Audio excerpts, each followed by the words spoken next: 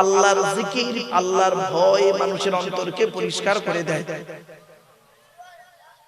এজন্য আল্লাহর জিকির বেশি বেশি করে করবেন, আল্লাহকে ভয় করবেন। মুহাম্মাদুন খাতিমুর রাসূলিল্লাযী খদাত লাহুল বারিয়াতু মিন আরাবি ওয়া মিন আজামি ফাযাকা দাওয়াতু ইব্রাহিম খালিকুহু ওয়া সিররু মা ক্বালা ঈসা মিনাল কদামি বালাগাল উলা বিকামালিহি কাশাফাত দুজা বিজামালিহি হাসুনাত জামিউ খিসালিহি সাল্লু আলাইহি ওয়া আলিহি। একবার দরুদ শরীফ। اللهم صل على سيدنا مولانا محمد وعلى آل سيدنا مولانا محمد. اللهم صل على محمد وعلى آل محمد كما صليت على إبراهيم وعلى آل إبراهيم إنك حميد مجيد. اللهم بارك على محمد وعلى آل محمد كما باركت على إبراهيم وعلى آل إبراهيم ইন্নাকা হামিদুম মাজিদ। বাপেরা আসুন আমরা আল্লাহর কাছে একটু দোয়া চেয়ে নেব। আল্লাহুম্মা আমিন। রব্বানা যালামনা আনফুসানা ওয়া ইল্লাম তাগফির লানা ওয়া তারহামনা লানাকুনান্না মিনাল খাসিরিন। রব্বি জিদনি ইলমা রব্বিরহামহুমা কামা রাব্বায়ানি সগীরা। রব্বুল আলামিন, সন্ধ্যা থেকে নিয়ে এখন পর্যন্ত যা কিছু আলোচনা হয়েছে মাবুদ, পড়ার মধ্যে, শোনার মধ্যে, বলার মধ্যে যদি কোনো রকমের ত্রুটি হয়ে যায় গফফার নামের উসিলা করে মাফ করে দিন। সওয়াব দিয়ে থাকে বাবা আদম থেকে নিয়ে এখন পর্যন্ত যত নবীন, সিদ্দিকিন, শুহাদা, সালিহিন, তাবিঈন, তাবিঈন, আইম্মায়ে মুজতাহিদিন, কুল মুসলিমিন আল মুসলিমা, মুমিনিন আল মুমিনা, হুজুরদের আরওয়াহ মুবারকের সওয়াবটুকু পৌঁছায়। আল্লাহ এই জলসার সভাপতি, সেক্রেটারি, ক্যাশিয়ার, কমিটি, বক্তা, শ্রোতা হালাল মাল থেকে তাবারুক আল্লাহ আপনি কবুল করে নিন। রব্বুল আলামিন কোরআন, হাদিস, ইজমা, কিয়াস থেকে সঠিক কথাগুলি আমার মুখ থেকে বলিয়ে নেবেন, বক্তা শ্রোতাকে আমল করার তৌফিক দেবেন। রব্বি ইশরাহ লি সাদরি ওয়া ইয়াসসির লি আমরি ওয়াহলুল উকদাতাম মিন লিসানি ইয়াফকাহু কওলি। سبحان ربك رب العزة عما يصفون وسلام على المرسلين الحمد لله رب العالمين وجعل آخر كلامنا عند الموت لا إله إلا الله محمد رسول الله. صدر جلسة মুআজ্জাজ মুকাররম সুধী সম্মানিত শ্রোতা মণ্ডলী, বয়োজ্যেষ্ঠ, সমবয়স্ক, দিন দরদি, ইসলাম দরদি, মুমিন, মুত্তাকি, মুসলমান, সালেহ, নেককার, আল্লাহওয়ালা বাবাজিরা, আমার যুবক ভাইরা, স্নেহের কচি কচি বাচ্চারা, পর্দার অন্তরালে পর্দানসীনা ধার্মিকরা, স্নেহময়ী, মমতাময়ী আমার মা ও বোনেরা, তার সাথে জানাই আমার আওয়াজ শ্রবণকারী মুসলিম ও মুসলিম সমস্ত জাতির মানুষেরা, মহান আল্লাহ পাকের দরবারে শুকরিয়া আদায় করি যে রব্বুল আলামিন আমাকে আপনাকে শাবান মাসের 15 তারিখে বসিয়েছেন কিছুক্ষণ কোরআন হাদিসের কথা শোনার, বোঝার, আমল করার উদ্দেশ্য নিয়ে। সেই পরওয়ারদিগার দুনিয়াজের দরবারে প্রাণ খুলে ভক্তি ভরে উচ্চ আওয়াজে একবার শুকরিয়া আদায় করি, বলুন আলহামদুলিল্লাহ। বাপেরা একটু আমার সাথে সাথে বলুন সুবহানাল্লাহি ওয়া বিহামদিহি সুবহানাল্লাহিল আযীম। আচ্ছা, এটা পড়লেন কেন? একটা জিনিস শিখিয়ে দিই, আজকের বাড়িতে গিয়ে প্র্যাকটিক্যাল করবেন, প্র্যাকটিক্যাল করবেন। আল্লাহ রাসূল তার ছোট কন্যা ফাতেমাকে বিবাহ দিয়েছিলেন হযরত আলী রাদিয়াল্লাহু তাআলা আনহুর সঙ্গে। তো ফাতেমা সারাদিন সংসারের কাজ করে, কষ্ট হয়। তো হযরত আলী রাদিয়াল্লাহু তাআলা আনহু ফাতেমাকে দেখছেন খুব কষ্ট হচ্ছে, তা ফাতেমাকে বলছে, ফাতেমা তোমার কষ্ট দেখে একটু খারাপ লাগছে, তা তুমি যদি বলো তাহলে একটা অন্য ব্যবস্থা করি, কাজের লোক দুজন যদি রাখি, কাজের মেয়ে, তাহলে ভালো হয়। তো ফাতেমা বললেন, আব্বা জানের কাছে যান, গিয়ে বলুন, অনেক মানুষ তো ওনার কাছে আসে, অনেক মেয়ে ছেলে আসে, তা আমাকে দুটো মেয়ে ছেলে যদি দেয় কাজের জন্য সুবিধা হয়। তো সেই কথা মতো হযরত আলী রাদিয়াল্লাহু তাআলা আনহু নবীজির দরবারে গেলেন। ঘটনাটা শুনে নিন ভালো করে। নবীজির দরবারে গেলেন, গিয়ে কিছু একটা বলতে চাইছেন, কিন্তু ভয় লাগছে, বলতে পারছেন না। নবীজি বুঝতে পারছে আলী একটা কিছু বলবে বেচারা। নবীজি বললেন, আলী কিছু বলবে? বলছে, বলবো কি, ফাতেমার একটু কাজে কষ্ট হয়, যদি আপনি দুটো কাজের মানুষ দিতেন তাহলে ফাতেমার কাজে সহযোগিতা হতো, সুবিধা হতো। নবীজি বললেন, আচ্ছা ঠিক আছে, আমি ফাতেমার সঙ্গে কথা বলে নেবো, আপনি যাও। তো নবীজি এসে ফাতেমাকে কি বলছে এবার শোনো। ফাতেমাকে বলছে, ফাতেমা তুমি সারাদিন অনেক কাজ করো তাই না, সংসারের কাজ করো, স্বামীর সেবা করো, খুব কষ্ট হয়, তো দুটো কাজের মেয়ে দিলে খুব ভালো হয়। তা ফাতেমা বলছে, জি হ্যাঁ। নবীজি বললেন যে, মা তোমাকে দুটো কাজের মেয়ে না দিয়ে দুটো উত্তম কথা বলবো, যে কথা দুটো দুনিয়াতেও উপকার। এই বাচ্চা,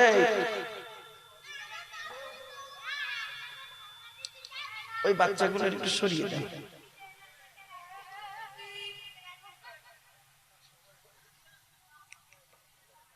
বাপেরা, কথাগুলো খুব গুরুত্বপূর্ণ কথা, আপনারা প্র্যাকটিক্যাল করবেন। আমরা ওয়াজ শুনি, তো ওয়াজ শুনে প্র্যাকটিক্যাল করি না, এই জন্য আমরা এত পিছিয়ে। আর সাহাবীরা ওয়াজ শুনে কি করতেন জানেন? প্র্যাকটিক্যাল করতেন। পার্থক্য এই জায়গায়, আমরা ওয়াজ শুনে আমল করি না, আর সাহাবীরা ওয়াজ শুনে আমল করতেন, শুনতেন সঙ্গে সঙ্গে আমলে পরিণত করতেন। এইটা একটা শুনুন। তো নবীজি বললেন, ফাতেমা তোমাকে দুটো কাজের লোক না দিয়ে দুটো উত্তম কথা বলছি, শোনো, যে কথা দুটো তোমার দুনিয়াতেও উপকার আসবে, আখিরাতেও উপকার হবে। বলছি বলুন। নবীজি বললেন, সুবহানাল্লাহি ওয়া বিহামদিহি সুবহানাল্লাহিল আযীম। মা, চলার জীবনে যখন তুমি পরিশ্রম করবে, এই তাসবিহটা পড়বে, দেখবে আল্লাহ তোমার সকল কষ্ট এই তাসবিহ পড়ার কারণে আল্লাহ সমাধান করে দেবে। জোরে বলুন। তো মা ফাতেমা আমল করতেন। আচ্ছা, এটা তো মা ফাতেমা আমল করেছেন, আপনি একবার করে দেখেন, কালকে থেকে করে দেখেন, সুবহানাল্লাহি ওয়া বিহামদিহি সুবহানাল্লাহিল আযীম। দেখবেন এই আমলটা মারাত্মক আমল। কোন সমস্যায় পড়েছেন, একে ধরবেন ওকে ধরবেন, সমাধান করার মালিক কে? আল্লাহ। এই তাসবিহটা পড়ে আল্লাহ আপনার রাস্তা বলে দেবে, ব্রেনে এনে দেবে, হৃদয়ে জাগিয়ে দেবে। বাড়িতে গিয়ে প্র্যাকটিক্যাল করবেন। রাতে ঘুমানোর সময় 10 বার পড়ে ঘুমাবেন, ঘুম থেকে উঠে 10 বার পড়বেন, 10 বার দরুদ শরীফ পড়বেন, 10 বার আস্তাগফিরুল্লাহ পড়বেন। আচ্ছা বলেন, আল্লাহর নবী থেকে আমরা নিষ্পাপ? বলুন। আল্লাহর নবীর আগে পরের আল্লাহ গুনাহ সব maaf করে দিয়েছে। সুবহানাল্লাহ। কদ গফারাল্লাহু লাকা মা তাকাদ্দামা মিন যামবিকা ওয়া মা তাআখারা। আল্লাহ পাক নবীর আগে পরের গুনাহ maaf করে দিয়েছে। কিন্তু নবী কি করতেন জানেন? রাসূল করতেন কি? সারা দিনে 70 বার করে তওবা ইস্তেগফার পড়তেন। জোরে বলুন সুবহানাল্লাহ। যার আগে পরের গুনাহ আল্লাহ maaf করে দিয়েছে, তিনি 70 বার করে তওবা ইস্তেগফার পড়তেন প্রতিদিন। আর আমরা 7 বারও পড়ি না। 70 বার তো দূরের কথা, 7 বারও পড়ি না। জীবনে কত গুনাহ করেছি সারা দিনে তার কোনো ঠিক নেই। আমার বাপেরা, বাড়িতে গিয়ে প্র্যাকটিক্যাল করবেন। আমার ওয়াজ হচ্ছে কি জানেন? আমার বেশি শ্রোতা লাগবে না। আমি বলছিলাম যে আমার বেশি শ্রোতা দরকার নেই। যে কজন আছেন এই কজন একটু শুনে আমল করেন, আমার 1000টা শ্রোতার থেকেও বেশি। 10,000 ভণ্ড শ্রোতার থেকে 50 জন শুননেওয়ালা শ্রোতার দাম আছে, ঠিক না ঠিক? তো আজকে আপনাদের কাছে আমি বেশ কিছু কথা আপনাদেরকে বলবো, টু দি পয়েন্টের উপরে কথাগুলো শুনবেন। সুবহানাল্লাহি ওয়া বিহামদিহি সুবহানাল্লাহিল আযীম, এই তাসবিহটা সব সময় পড়বেন আপনারা, সব সময় চলতে ফিরতে উঠতে বসতে পড়বেন। আর স্ত্রীদেরকে বলবেন, মেয়েকে পড়তে বলবেন, আপনার বউকে পড়তে বলবেন, বাচ্চাদেরকে এইটা শেখাবেন, এই তাসবিহটা শেখাবেন। সুবহানাল্লাহি ওয়া বিহামদিহি সুবহানাল্লাহিল আযীম, বাচ্চাদেরকে শেখাবেন।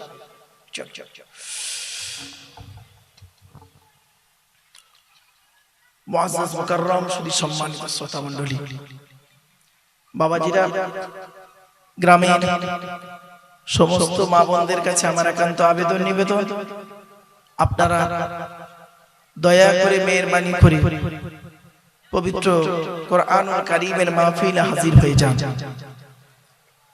আর কোরআন হাদিসের কথাগুলি শুধু শুনলে হবে না, হৃদয়ে গেঁথে নিন। বুঝতে না পারলে আমাকে বলুন, আমি চেষ্টা করব আপনাদেরকে বোঝানোর জন্য। আজকের আলোচনার বিষয়বস্তু কি? দাঁড়ান বাবা,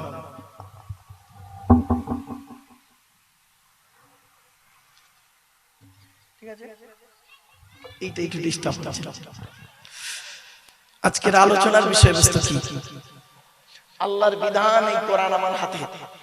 বাপেরা, এই কোরআন আল্লাহর বিধান, এর ভিতরে কি আছে আল্লাহ নিজেই বলছে, ওয়ালাকাদ সাররাফনা ফি হাযাল কুরআনি লিন-নাস মিন কুল্লি মাসাল। আল্লাহ বলছেন, এই কোরআনের ভিতরে আমি মানুষের জন্য সব কিছুর বর্ণনা করে দিয়েছি, খোলাখুলি ভাবে বিস্তারিত আলোচনা করে দিয়েছি, কিচ্ছু বাদ রাখিনি এর ভিতরে। কিন্তু মানুষ কি করে? ওয়া কানাল ইনসানু আকসারা শাইইন জাদালা। মানুষ কি করে জানেন? খালি খামাখাই তর্ক বিতর্ক ঝগড়ায় পরিণত করে। আল্লাহ বলছে, আমি কোরআনের সবকিছুর বর্ণনা করে দিয়েছি। বাবা আস্তে, ওই কাই কাই আওয়াজটা বন্ধ করে দাও তো বাবা, ওই সাইসা আওয়াজ বন্ধ করে দাও। এখানে যে কজন আছে এই কজন যেন শুনতে পাও, ওই যথেষ্ট আমার। ওই মা বোনেরা ওখানে বসেছে, এপারে মা বোনেরা বসেছে, ওরা শুনলেই হবে। মাধ্যমিক পরীক্ষা কালকে, তাই তো মাইক খুব জোরে দেওয়ার দরকার নেই। এখানে যে কজন আছে শুনে নিন, যা শোনার দরকার হবে। এত কষ্ট করে জলসা দিয়েছে, এখানে বসে একটু শুনে যাক না। ওয়ালাকাদ সাররাফনা ফি হাযাল কুরআনি লিন-নাস মিন কুল্লি মাসাল। আল্লাহ বলছেন, এই কোরআনের ভিতরে আমি সমস্ত জিনিসের বর্ণনা মানুষের জন্য উদাহরণ স্বরূপ সব বলে দিয়েছি। কখনো ঘটনা দিয়ে মানুষকে বুঝিয়েছি। আল্লাহ বলছেন, ঘটনা ঘটনা ঘটনা দিয়ে মানুষকে বুঝিয়েছি। আবার ইতিহাসের কথা বলে মানুষকে বুঝিয়েছি, কিয়ামতের কথা বলে মানুষকে বুঝিয়েছি, আবার বাস্তব জীবনের কিছু কথা দিয়ে মানুষকে বুঝিয়েছি। মুসার কথা বলেছি, ফেরাউনের কথা বলেছি, নমরুদের কথা বলেছি, হারুনের কথা বলেছি, ইব্রাহিমের কথা বলেছি, আরো বলেছি, নূহ নবীর কথা বলেছি, কারুনের কথা বলেছি। মানে সব উদাহরণগুলো দিয়েছি একটা করে। আবার কি করেছি? কিয়ামতের ভয় দেখিয়েছি, জাহান্নামের ভয় দেখিয়েছি, আবার জান্নাতের সুসংবাদ দিয়েছি। জাহান্নামে গেলে এই এই এই এই এই এই অবস্থা, জান্নাতে গেলে এই এই এই এই সুখবর, সব বলে দিয়েছি। কিভাবে মানুষ চলবে পৃথিবীতে সবকিছু বর্ণনা করেছি। জন্ম থেকে মৃত্যু পর্যন্ত একটা জীবন, এই জীবনটা সুন্দর করে বুঝিয়েছি কোরআনের মধ্যে। আবার মৃত্যুর পর একটা জীবন কিভাবে থাকবে সেটাও বলে দিয়েছি। কিয়ামতের মাঠে বিচার কিভাবে হবে তাও বলে দিয়েছি। তথাপিও মানুষ কি করে? ওয়া কানাল ইনসানু আকসারা শাইইন জাদালা। তবুও মানুষ, বেশিরভাগ মানুষ তারা কি করে, তর্ক বিতর্ক করে নিজেদের মধ্যে, ঠিক না বেটা? আল্লাহ বলছে আমি সব বলে দিয়েছি এর ভিতরে। আল্লাহ বলছে আমার কথা বুঝতে পারবি নি তোরা, আমার কথা বুঝতে পারবি নি তোরা, কোরআনের ভাষা তোরা বুঝতে পারবি নি। কোরআনের ভাষা বোঝার জন্য একজন গাইডার পাঠিয়েছি, টিচার পাঠিয়েছি, টিচার পাঠিয়েছি, সেই তোদের শিক্ষা দেবে। আবার যাটা টিচার করিনি তাকে পৃথিবীর শ্রেষ্ঠ টিচার করে পাঠিয়েছি তাকে, তার নাম মুহাম্মদ মুস্তাফা সাল্লাল্লাহু আলাইহি সাল্লাম। তাহলে কোরআন হলো গাইড বুক আর মুহাম্মদ সাল্লাল্লাহু আলাইহি সাল্লাম হলো গাইডার। গাইড বুক আর গাইডার, এই দুটো যদি আমরা মেনে চলি তাহলে আমাদের মধ্যে কোনো ঝগড়া থাকবে না, মারামারি হবে না, সমস্যাই হবে না। আমরা কোরআনটাকেও পড়িনি, হাদিসগুলোও গবেষণা করিনি, কোরআন হাদিসকে বাদ দিয়ে অন্য তৃতীয় কোন, চতুর্থ, পঞ্চম কোন ব্যক্তির কথাকে নিয়ে নিজেদের মধ্যে মারামারি করছি, ঠিক না বেটি? আমরা অবাক, এইটাই আমার অবাক, দুঃখ লাগে। আল্লাহর কোরআনকে তোমরা মেনে নাও। কোরআনের ব্যাখ্যাকারী যিনি বিশ্বনবী মুহাম্মদ সাল্লাল্লাহু আলাইহি সাল্লাম, তার কথাগুলো মেনে নাও। চলো আজ আমরা আল্লাহর কোরআন আর নবীর হাদিস থেকে বেশ কিছু কথা আপনাদের সঙ্গে আলোচনা করব, একটা একটা করে। চলো প্রথম শুরু করছি। কোরআন শব্দের অর্থটা কি, একদম প্রাথমিক অবস্থা থেকে শুরু করছি, শুনে নিন, জেনে নিন, বুঝে নিন। কোরআন শব্দের অর্থ হলো পাঠ্যপুস্তক, যে পুস্তককে অধিক পড়া হয়, বেশি বেশি পড়া হয়। পৃথিবীর এমন কোন ধর্মগ্রন্থ নেই, এমন কোন কিতাব নেই যেটাকে অত্যাধিক পড়া হয়, একমাত্র কোরআন। সুবহানাল্লাহ। এই কোরআনকে নিয়ে সারা পৃথিবীর মানুষ পড়ছে। গীতা, বাইবেল, রামায়ণ, মহাভারত সকলে পড়তে পারে না, কিন্তু কোরআন সকলে পড়ছে। এবার আসছি, কোরআন কার বাণী? কোরআন হলো আল্লাহর বাণী। আল্লাহর কথাকে কোরআন, আল্লাহর বাণী হলো কোরআন। হাদিস কার বাণী? নবীর বাণী। হাদিস আলাদা, কোরআন আলাদা, দুটো এক করে ফেলবেন না। আল্লাহর বাণী হলো কোরআন, নবীর বাণী হলো হাদিস। চলো এরপর আসছি আল্লাহর পরিচয় কটা। আল্লাহর পরিচয় হলো চারটি। কটা? চারটি, মনে রাখবেন। আমার ওয়াজ হচ্ছে কিরকম জানেন? এখানে বসে আপনি শিখেন। আল্লাহর পরিচয় হলো চারটি, কোরআনে আছে। কি কি? আল্লাহ বলছেন কুল, নবী তুমি বলো, হুয়াল্লাহু আহাদ, সে আল্লাহ হলেন একক। দুই নাম্বার আল্লাহুস সামাদ, আল্লাহ হলেন অমুখপেক্ষী, আল্লাহ কারো মুখপেক্ষী নন, সারা পৃথিবী তার মুখপেক্ষী। তিন নাম্বার লাম ইয়ালিদ ওয়া লাম ইউলাদ, আল্লাহ কাউকে জন্ম দেয়নি, আল্লাহ কেউ জন্ম দেয়নি। চার নাম্বার ওয়া লাম ইয়াকুল লাহু কুফুয়ান আহাদ, আল্লাহর সমকক্ষ কেউই নেই। এই হলো আল্লাহর চারটি পরিচয়। এই চারটি যে আমি বাক্য পড়লাম, আয়াত পড়লাম, এই চারটি জিনিস যার মধ্যে পাবেন তাকে আল্লাহ বলে মেনে নেবেন। যার মধ্যে পাবেন তাকে আল্লাহ বলে মেনে নেবেন। আকাশের নিচে, জমিনের উপরে এই চারটি একজন ছাড়া কারোর মধ্যে পাবেন না, সেটা হলো আল্লাহ। সুবহানাল্লাহ।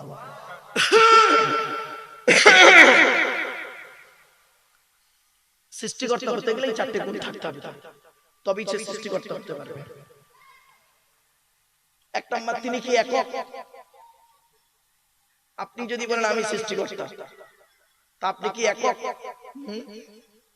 দুই নম্বর আল্লাহুস সামাদ, সৃষ্টিকর্তা তিনি হবেন যিনি কারোর মুখপেক্ষী নন।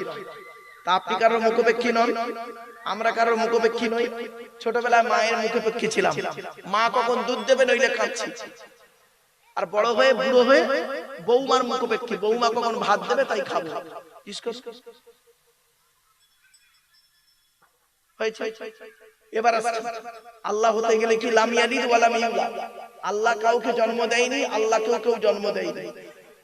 আপনাকে কেউ জন্ম দেয়নি, আপনার বাপ আপনার জন্ম দিয়েছে, আর আপনি কারো জন্ম দেননি, আপনি আপনার ছেলেকে জন্ম দিয়েছেন, সুতরাং আপনি আল্লাহ হতে পারলেন না। তাহলে 1 নাম্বার 2 নাম্বার 3 নাম্বার কেটে গেল। 4 নাম্বার দেখি হয় কি, ওয়ালাম ইয়াকুল লাহু কুফুয়ান আহাদ, আল্লাহর সমকক্ষ কেউই নেই। তা আপনার সমকক্ষ কেউ নেই, আপনি একজন পুরুষ, আমি একজন পুরুষ, আপনার দেহের মধ্যে যা যা আছে আমার দেহের মধ্যে তাই তাই আছে। আপনার মুখের কাঠি আলাদা, আমার মুখের কাঠি আলাদা, পার্থক্য কোথায় জানেন? চামড়ায়, চামড়ায় আর গোস্ত, ঠিক না বেটি? হাড়গুলো ফ্রেম সবে, চামড়া আর গোস্তই আলাদা, আর কিছু আলাদা নেই। আপনার নাকটা সরু, আমার নাকটা চ্যাপচা, ওর নাকটা মোটা, ওর নাকটা একটু ফাবড়া, এইটুকুই পার্থক্য। চামড়া আর গোস্তই পার্থক্য, হাড়ে পার্থক্য নেই। আপনারও দেহের মধ্যে 205টা হাড় আছে, আমারও দেহের মধ্যে 205টা হাড় আছে, মেয়েদের 206টা, জানেন তো? না জানেন না, এগুলো মনে রাখবেন। আপনার যা যা আছে আমার তাই তাই আছে, আপনি পুরুষ আমি পুরুষ। তাহলে আপনি 4 নাম্বারটা আমরা হতে পারলাম না। এই যে আয়াতটা আমি পড়লাম, কুল হুয়াল্লাহু আহাদ আল্লাহুস সামাদ লাম ইয়ালিদ ওয়া লাম ইউলাদ ওয়া লাম ইয়াকুল লাহু কুফুয়ান আহাদ। আচ্ছা, এই যে সূরাটা পড়লাম, আপনাদের অনেকের এই সূরাটা মুখস্থ নেই, বলুন না। আচ্ছা, তা পড়লাম কেন? এইটাই যে আল্লাহর পরিচয় সেটা বলে দিলাম। 2 নাম্বার হলো এর বাংলা মানে করে দিলাম। 3 নাম্বার হলো এই 4টে আয়াত থেকে 4টে ধর্ম বেরিয়েছে। 4টে ধর্ম, ইসলাম, ইহুদি, নাসারা, খ্রিস্টান, মুশরিক। কিছু বুঝতে পারছেন? একটু বলে দেব, বলবো একটু? হ্যাঁ, এই দেখেন কিভাবে বের হচ্ছে, দেখুন। আচ্ছা, একটা মুসলিম আর অমুসলিমের পার্থক্য কতটুকু? একজন মুসলমান, মুসলিম আর অমুসলিমের পার্থক্য শুনে নিন। অ্যাপোস্ট্রোফিস এস